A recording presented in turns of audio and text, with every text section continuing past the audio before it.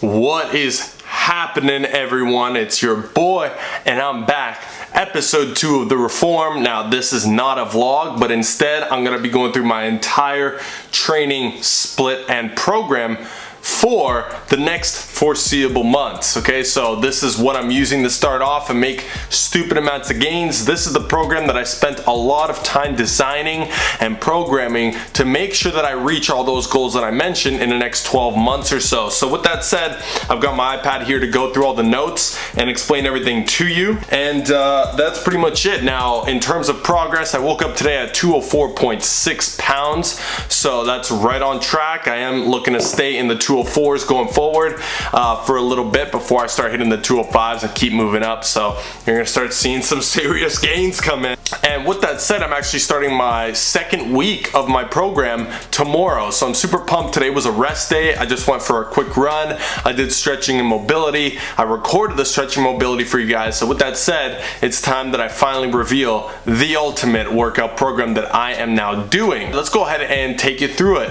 First and foremost, this is a push-pull legs split, and the way I'm following it is push on day 1, pull on day 2, legs on day 3, and then rest on day 4, and I'm gonna repeat that cycle. So I've now upped it from 1 to 2 times a week of rest days, okay? Because I realized that my body needs a little extra rest, and I'm just gonna pound in a little bit more volume per session in my workouts themselves. Now, on a quick side note here, I actually decided to put together the ultimate push-pull legs maximum mass program for you guys. My first official workout program for mass hypertrophy, all designed and backed by science and everything. So if you're interested in picking up your copy, a lot of what I am doing in my program stems from that program and vice versa. So if you're looking to make some serious gains and you're looking to work out 6 days a week, and that's whether you're a beginner, intermediate, or advanced, there's progressions for everybody in there.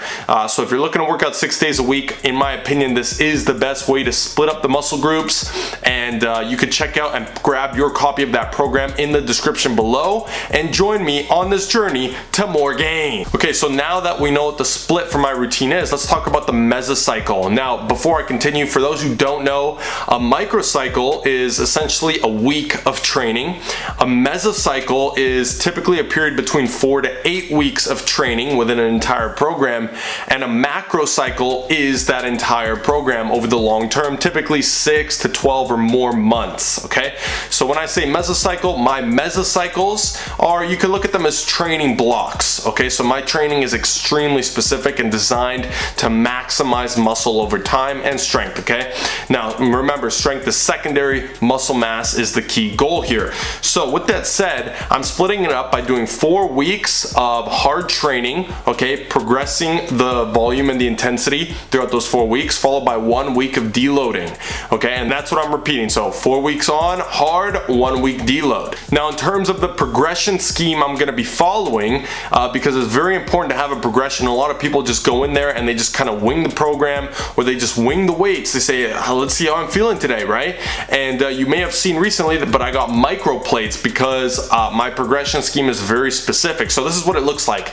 In week 1 of all of the workouts, my first exercise, which is my bread and butter main lift, for example, the bench press, overhead press, squat, deadlift, weighted chin up, and seal row, those are my main lifts. That lift is what I'm focusing most of my energy on, and the one I want to progress in the most over time.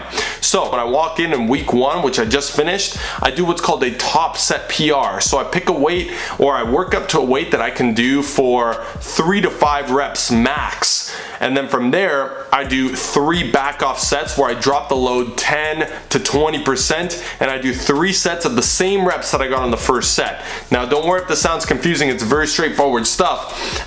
Really just think of it as I'm going for a PR, a rep PR, 3 to 5 rep max in that first week, because that's actually going to set my maxes that I'm going to be working off afterwards in terms of percentages. So just to make this more clear, week 2, 3, and 4 is actually programmed off of my training max, which top set week 1 determined. So for example, if I did a 295 pound squat for 3 reps, in my top set PR, I then go and calculate that as my max, and then from there I take my training max, which is somewhere around 315 or something like that, and I take percentages of that for the following week. And each week the percentages are different for every lift, so that's why I definitely recommend that you track it with your phone. Okay, I like to use Evernote, and I've got the workouts all in here. So an example of week 2 for me would be bench press. What I'm doing tomorrow, I'm doing 4 sets of 9 reps at 175 pounds, which is 70% of my training max that I calculated from week 1's top set PR. Okay, so I hope that makes sense. I'm really using the first week to gauge how strong I am, and I use the next 3 weeks to actually build within that range of strength, and then I deload on week 5, and then I come back on week 6 and I do another top set PR where I'm trying to beat obviously the last month's week PR. And then when I do that, I bump up all the percentages and I continue on from there. So as you see, it may sound complicated if you're a beginner, but in reality, this is the type of progression, systematic, strategic progression that you need if you want to maximize gains over time, minimize fatigue, and minimize risk of injury. So another example is pull-ups. I'm doing 5 sets of 7 at 75% this week. On day 3 of legs, I'm doing squats, 7 sets of 5 at 80%, and then I go back to overhead press, 5 sets of 7 at 75%, etc., etc. And each week I'm basically following those progressions, alternating between them so that I'm undulating reps. And again, week 5, I deload. If you want more specifics about deloading, just check this video out right here. But basically, I'm doing 2/3 to half of the volume that I did in my second week of training. So like I said, if I'm going on the bench and doing 4 sets of 9 at 175, for my deload, when I do it, I'm gonna be doing 3 sets of 7 with 175. Again, just to make it nice and light, to dissipate the fatigue and get ready to crank the next block of training. So that is what my training routine looks like. In terms of the workouts themselves, I'm gonna be making their own videos and all of that. I'm gonna bring you the specific workouts, the weights I'm doing, but I'll give you an example. My push day 1, I'm gonna start off with the bench, following the percentages, and then, for example, tomorrow I'm doing this workout at World Gym, so I'm gonna be doing incline hammer strength, 3 sets of 8 to 10. Then I do seated dumbbell press for shoulders. I do 2 sets of 10 to 12. Then I do a chest fly, 3 sets of 12 to 15. Then I do some accessory like lateral raises. I do some rear delts, and I finish off with some triceps. After that, I'll do cardio most of these days, and I'm just tracking my cardio as I go, so it's no real set amount of cardio, but typically between 300 to 400 calories a day.